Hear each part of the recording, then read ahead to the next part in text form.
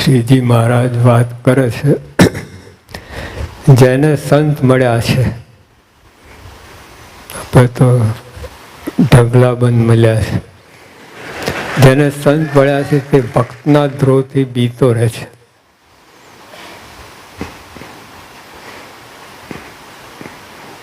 કેવી વાત કરી.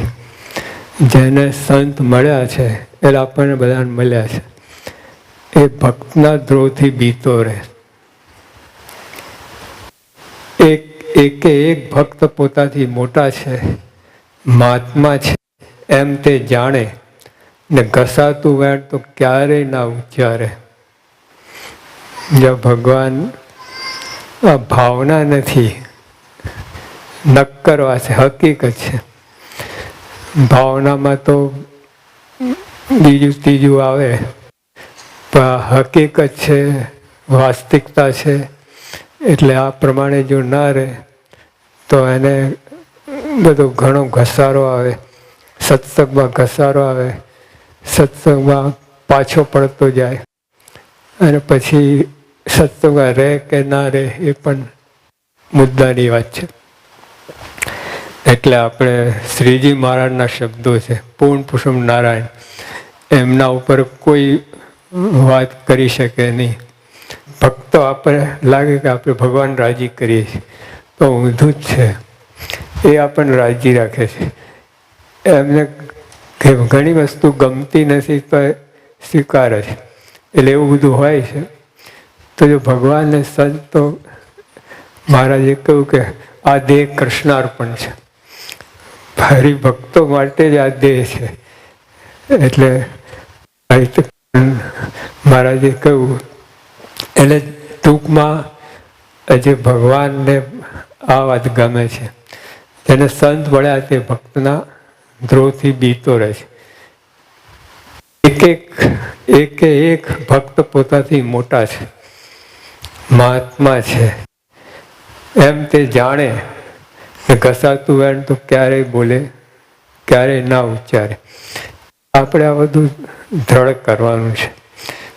આપણે બધું આ ઘણું બધું પેસી જાય છે, પણ કાઢવાનું છે. અત્યારે તેમાં સુખ આવે, શાંતિ મળે, આપણે પોતાના અંતરમાં શાંતિ રહે, ભક્તને શાંતિ રહે, બીજા બધા આપણા યોગમાં જે આવે એને શાંતિ રહે. પણ વાંકું બોલીએ, કોઈનું ઘસાતું બોલીએ, એના અંતરમાં ક્લેશ થાય. ભલે ઉપર રાજી થાય, કદાચ એને ભરવું પડે એટલે ભરે, પણ અંતરમાં એને સુખ ના રહે. એ ચોક્કસ વાત છે. મહારાજના શબ્દો છે, આપણે એને ઉપરવટ થઈને કાંઈ ના કરી શકીએ. શ્રીજી મહારાજના શબ્દો છે, જેને દેહના અંત સુધી સત્સંગ દ્રઢ કરીને રાખવો હોય, જો આપણને આ સત્સંગ દ્રઢ કરીને રહે તો કેટલા તો નક્કી ના હોય, રહે કે ના રહે સત્સંગ. પણ જેને સત્સંગ સમજાવ્યો છે, જેને ભગવાનને સંતની વાત સમજાઈ છે, એને તમે દ્રઢપણે રહે. આ સત્સંગ કદી છોડવું નથી. 101% અંદર દ્રઢતા હોય આ સત્સંગ ક્યારે છોડવું નથી. એને એવું મહિમા સમજાવે છે. આપણે અનંત જન્મ લીધા, આ ભગવાન સંત ક્યારેય બન્યા નથી.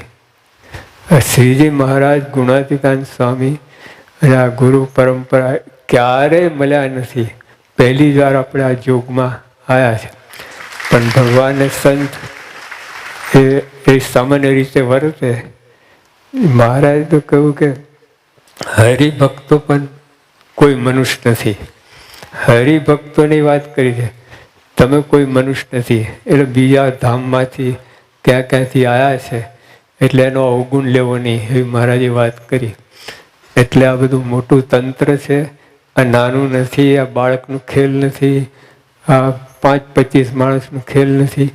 આ તો પાવ મહારાજે નાખ્યો અને પછી આ ઠેલ વાગ્યો એટલે આપણે બધા ગુરુ પુષ્ટિ કરી અને આપણને અહીં સુધી લાયા છે અને આગળ ચાલશે. કરોડો વર્ષ સુધી ચાલશે. શ્રીજી મહારાજના શબ્દો છે, કરોડો વર્ષ ચાલશે. માટે નિયમ અને નિશ્ચય આ બે વાત થશે તો એ સત્સંગ જ રહે, એ સત્સંગની દ્રઢતા રહે. અને ગમે ત્યાં જાય તો એ સત્સંગ મટે નહીં. જેને દેહના અંત સુધી સત્સંગ દ્રઢ કંઈ રાખવો હોય તેણે મોટા મોટા ભક્ત થઈ ગયા તેની રીત શીખવી. પોતાના વર્તન સામું જોયા કરવું, તેની રીત ના શીખે તો કરોડ વર્ષ સુધી સત્સંગ કરે તો પણ મોટાઈ ના આવે. લા આપણા ભક્તો થકી રીત શીખવી અને જો મન ધાર્યું કરે તો કરોડો વર્ષ સત્સંગ કરે તો મહારાજ કહે તો પણ મોટાઈ ના આવે.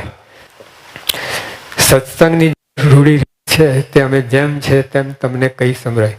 આ પ્રમાણે વર્તે તેને ત્યાગી કે ગ્રહી જેવા છે તેવા પરખાઈ જાય છે. અને જે બોલે નહીં પણ એને ખબર પડી જાય કે આવો છે એવી ખબર પડી જાય. આ વાત મોક્ષભાગી જનને અમૃત લે છે તે દિન દિન સમરા તલસે છે.